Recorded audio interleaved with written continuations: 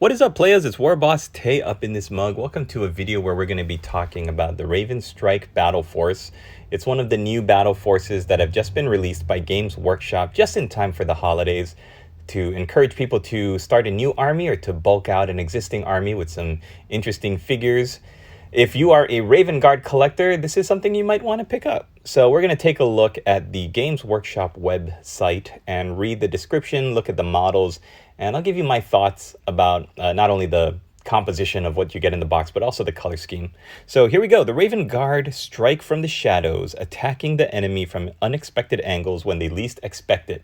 Yeah, of all the Space Marine chapters, this is the chapter that, like I said, hides in the shadows. They wait for their moment to strike. They pick their targets off from far away, and they try not to engage, even if their superior numbers or their superior tactics or whatever. They like to do those sneaky hit and run tactics, and that's kind of their specialty. It's what they are known for, and they've always been known for these kinds of tactics. So that's what you get when you start a Raven Guard army or when you face off against one.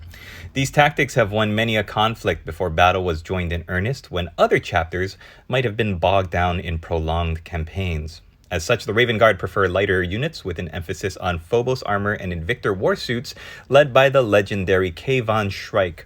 The reduced noise and heat signatures enable Space Marine warriors to remain undetected until the time is right. That's funny that it says that, because reduced heat signatures and reduced noise, and then they throw in those Invictor warsuits. All right, this hefty box set contains agile Phobos armored Space Marines and a pair of Invictor tactical warsuits bearing heavy support weaponry, led by the Raven Guard chapter master himself, Ravenstrike. I love the Ravenstrike miniature. He's standing on that rubble, which is okay. He's got that jump pack. He's got that emo boy hair. You could paint his skin as pale and as bloodless as you like. He's such a great figure. Like, usually I'm not one for characters standing on rubble, but the fact that he's got his jump pack and he's jumping from place to place, I think it gives him that height, and that profile looks really, really nice. So for him, I give this guy a pass. All right, what else do you get? A librarian in Phobos armor, beautiful sculpt. Of the two librarians in the new plastic range, the other guy with the staff and his little cherub, and then you've got this guy. I like the pose on this librarian a lot more. I like how his hooded cloak is pulled up, so even though he's wearing a helmet, you can't see him. He's got that hood over. I think it just looks so great. And then it looks like he's casting a spell or using a psychic power. Then he's got his sword out to his side, so you can really see the motion that they're going for. It's like someone took a picture of this guy mid-spell or mid-psychic power while he's posed like that. It just looks terrific. Okay, what do you get? What else do you get? A squad of 3 eliminators ready to take down priority targets with pinpoint accurate blasts of las fusel fire. Yeah, eliminators are the way to go with Raven Guard. Aesthetic-wise, fluff-wise, lore-wise, there should have been more. Just 3 just doesn't make sense. Raven Guard should be striking from the shadows, doing hit-and-run tactics, and eliminators with their camo cloaks and the long sniper rifles. Of all the Space Marine chapters, this is the one where you would expect to see more eliminators in the set. 2 5-man squads of Reavers are prepared to rush forward, completing mission objectives or engaging the enemy in melee. Now, they're melee-focused guys. Usually, I'm not really one to think that they should include that in a Raven Guard force. You expect that more from the Space Wolves or from armies that really take pride in and focus on that aesthetic of joining in hand-to-hand combat. But in this one, this is another one I'll give a pass to, because you could have Reaver Marines in a Raven Guard strike force that are specifically intended to be held back and to do that hit and run, strike fast, strike hard, overwhelm with that melee power and skill, and then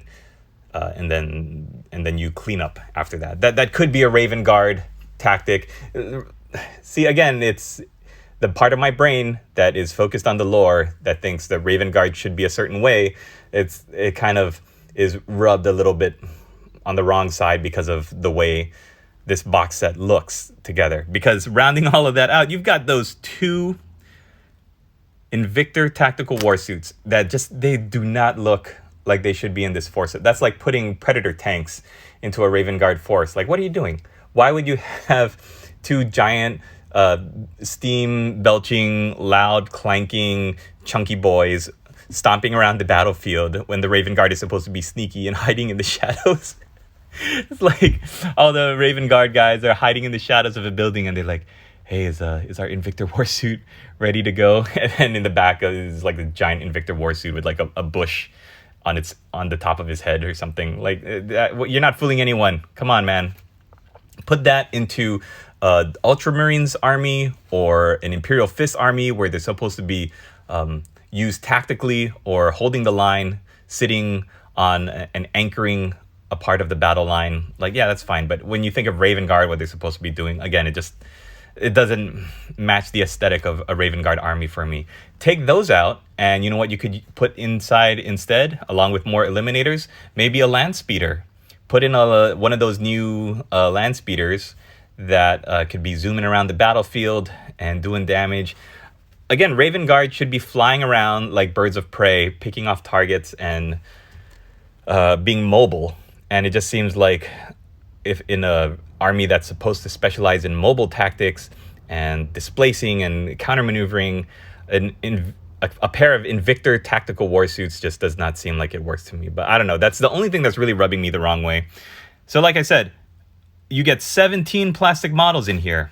And besides Kayvon Shrike, I think you could, or except for Kayvon Shrike, I think you could move these around and put them into different armies.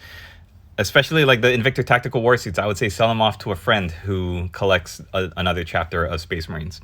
Keep the Librarian and Phobos armor. He just looks terrific in the Raven Guard color scheme. And look at these Eliminators. They look so strange in this camouflage. I don't know why they didn't go with the blue, that kind of urban color scheme. That blue and gray and black and white. I think that would match okay with black armor. Of all the color schemes, it just seems weird. I also tried painting Raven Guard to be like they were in the forest, in the woods, with green camouflage, but I guess that might look a little too much like Catachan. I don't know, it just seems like this is such a weird looking camouflage scheme to me. So I guess they wanted to contrast the black armor, and they said, oh, instead of doing something that would look like it would blend in like that bluish gray urban camouflage, let's just go crazy with these contemporary art looking big, loud, vibrant colors. I don't know, guys. What do you think? If you are a Raven Guard collector, would you pick this up? If you are a potential Raven Guard collector, if you don't have a Raven Guard army, but you would like to start one, do you think this would be something you would start with? Is this a good jumping off point? I think even though you do get a little bit of savings, I'm not sure too much if you individually price out the war suits, the Eliminators, the Reavers, and the Captain Shrike. Yeah, you know what I just realized? There's no other Phobos guys. Like in the Space Marine Battleforce, the one that I picked up for my challenge, you've got Phobos guys in there. Inceptor Marines, I think they're called. Yeah, it's kind of weird. You don't have any like tactical Marines, the guys that fill out the battle line roles. These are all very specialized. Eliminators, yeah, Reavers, then those stupid war suits. I don't know, guys. Let me know what you think. Is this worth it? If you are somebody who plays the game and who knows the rules, because I'm really more of a painter and a hobbyist, into the lore, into the fiction, definitely. Not too much into the rules.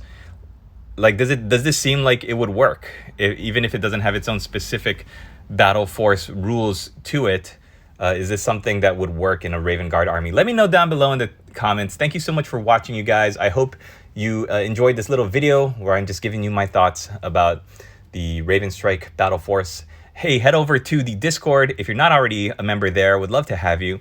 And thanks so much for watching. We'll see you in the next video.